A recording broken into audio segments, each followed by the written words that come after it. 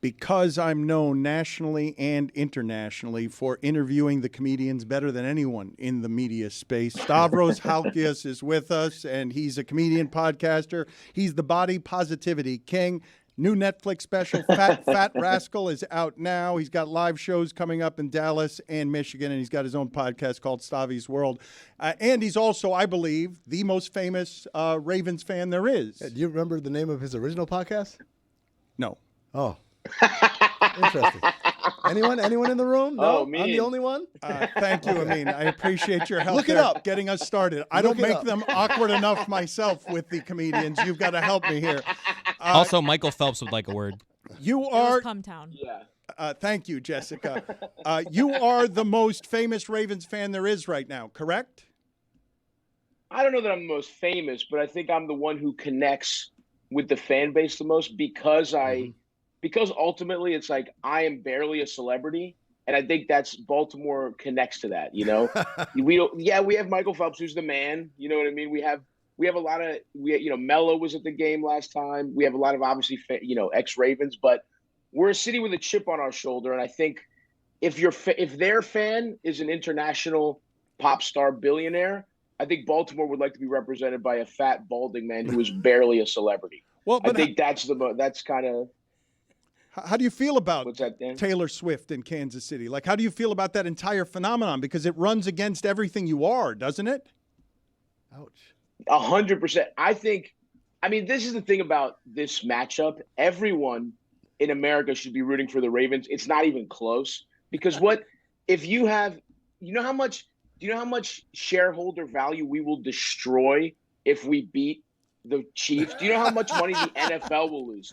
How much money Taylor Swift will lose? If you don't like capitalism, if you don't like America's imperialist policies, okay, there's nothing more all-American than a country pop star and a white boy from Ohio that wanted to be black his whole life, forming a union and becoming, a superstar couple that gets to be at the Super Bowl. There's nothing more all-American than that. And if you don't like the way this country's going right now, you should be rooting for Baltimore to score a symbolic victory as a forgotten inner city that industry abandoned. That's all I'm saying. I'm sold. Thank you, Amin. Do the Chiefs offend you then? Does what's happening? Like, what level of rabid are you that you're playing this team for the rights to the Super Bowl? It's awesome. It's awesome. Not only that, because, I obviously would love to, like I said, destroy value for the NFL. That would be awesome. It's also like this. Nobody wants another dynasty. We don't want you want another Patriots. You want Kermit. You want Kermit the Frog, Tom Brady to win 5 Super Bowls? No, it's got to be the Ravens. And we've played spoiler in the past. That's the nice thing about the Ravens. We've done this to them in the past. We did this to the last dynasty. We would always come in and fuck shit up for when the Patriots thought they had it. We would always win a couple. As underdogs, we beat them in Foxborough a couple times. And I think this is kind of our destiny. We have the coolest player, bar none. Lamar rules. He showed everybody he's got all this shit talked about him his whole career. And look, I know Patrick Mahomes is great. He's the best. He's the most accomplished quarterback in the NFL right now. But he went into a ready-made situation. You know what I mean? He had a great coach. They gave him weapons from the beginning. Lamar had to kind of earn it. Nobody respected him from the beginning. And he's just proven this year he's as good as anybody. He's the most, entertaining quarterback to watch. And the narrative of Lamar proving all his haters wrong and then destroying the dynasty, the current dynasty in the NFL, would just be so beautiful. It would be a rare win that Baltimore really needs. You're mentioning the shit talking about Lamar Jackson. Here's Colin Cowherd talking about Lamar Jackson at the beginning of his career. Lamar Jackson's a project. He's not Sam Darnold. He's not Josh Rosen. You watched them last night. He's not even close. He's not even close. That was way more bad than good. He's not close to RG3 at this point. He's not. Forget Flacco. RG3's not as good as Flacco. Lamar's not even close to RG3, and it won't matter. It never mattered with Tebow. Lamar Jackson, with the best offensive coach arguably in college football, as a 3-year starter, completed less than 60% of his throws last year. That's as a 3-year starter with Bobby Petrino. In 5 of his games last year as a 3-year starter with Bobby Petrino, an NFL coach coaching in college. Lamar Ball is what we may be calling him by November. Of course Lamar's not close. I've never thought he was close. That's why I keep calling him a project. I never call him a prospect. Sam Darnold's a prospect. Damn. Respect. Well. That was actually that's awesome to be that coded without ever using the word thug. Respect to him for figuring that out. I've never heard project like really highlighted that way to be racist. Salute the coward. But that's actually a really nice. That put him on the dog whistle Mount Rushmore for that one. I've never heard project instead of prospect. It's a hard J. You've heard it for a long time, though. Man. It must be so frustrating to you as a Ravens fan to think that you drafted a wide receiver who's the MVP of the league at quarterback. It's so sick. He's 2-time MVP, and he showed it against the Texans. That second half was incredible, and I'm just ready for it. I want to see him. I'm happy it's the Chiefs. Actually, I'm happy for all the like I said, it would be great to dash the corporate overlord's dreams, but it's more the narrative for Lamar. This is a big one. You want to beat the best guy to get to your first Super Bowl, so I'm pumped for it. I can't wait for this. You must have been torn, though, right? Seeing a shirtless, fat, drunk guy, knock Taylor Swift out of the way. But also, Jason Kelce is giving off everyman, and he's not more everyman than you are. Like, he's just not. No, that's the other thing. Look, this actually hurts. This hurts me because salute to Jason Kelce. He's out there pushing the plus-size agenda, getting into we were just in the conversation for people's sexiest. He was never going to win. He was like, he was like Bernie. He's just trying to move the party fatter. You know what I mean? And I respect that for him. He looks awesome. But at the end of the day, he's a millionaire. He's in great shape. He's a Hall of Famer. That's not a real American fat guy. That's not a true everyman. We're so fat in this country. He's not even fat if we're really statistically talking. You know what I mean? He's petite compared to most people that are going to be in that stadium in Baltimore. And that's another thing that bugs me when it comes to the Kelce's. Amin kind of alluded to it in the beginning. These guys, now they're podcasters too.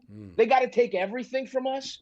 Podcasting is you know what I mean? That's for poor, ugly people with a Rode microphone. Damn right. That they can't come out here with their millions. It just pisses me off. I'm from the podcast sewers. Like you said, Jessica, my first podcast was literally called Cum Town. Yes. I crawled out of the gutter to get here today. And the Kelce's get to just astroturf themselves with the #1 fucking podcast, and we have to sit here and take it and pretend it's heartwarming when they win? No. Fuck them. They've had nothing but wins their whole lives. We need something. And they have a beautiful family. They got everything. We need this win. We need a symbolic victory for losers. This is too much. You're going to the game on Sunday, even though your schedule is very busy. You're capitalizing on a great deal of popularity right now. You're going to the game Sunday. How difficult will it be to get there? And are you going to have like prime location when you get there because you are now their celebrity fan? Yeah. It is going to be brutal. I'm literally in Dallas.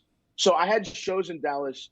I was supposed to be in Dallas the day after I did my special. I filmed my special in Austin, and then I had Dallas the next day. And I canceled it because I was like, I just shot a special. I'd rather do mushrooms and eat burgers by a pool than work. So I canceled it because of that. And I can't really cancel now again because I'm like, hey, I'm going to the AFC Championship. Fuck you guys twice. So I unfortunately do have to stick to these shows. And by the way, tickets still available, folks. So to the Late Show, it's going to be a really good show. Please buy them. So I have to get up at 5 a.m. and take a flight. The only direct flight was Southwest. That's how much I love this organization. I will be taking a 5 a.m. Southwest flight to be there to see the show, to see the game. So if you've ever, it's not all glitz and glamour, folks. That's what I'm saying. That's the most famous Baltimore fan. I am taking a Southwest flight to be there. That's the difference. Taylor Swift is ruining the ozone to go pick up the cookies she likes from a different city she's in. And I'm out here flying coach, baby. America, you know who to support. It's not even close. Southwest is a cattle call. It ain't even coach, man. It's just like, everybody just run on there. Grab a seat. First seat you see. Every flight to Baltimore is on Southwest, by the way. Pretty much. There's no good. Yeah, that's our first class actually. It was either that or go stowage on Spirit. Those are the only direct flights. What do you like on game day? How unreasonable are you, and how will you be on Sunday? You'll be crazy. Will you have trouble sleeping the night before?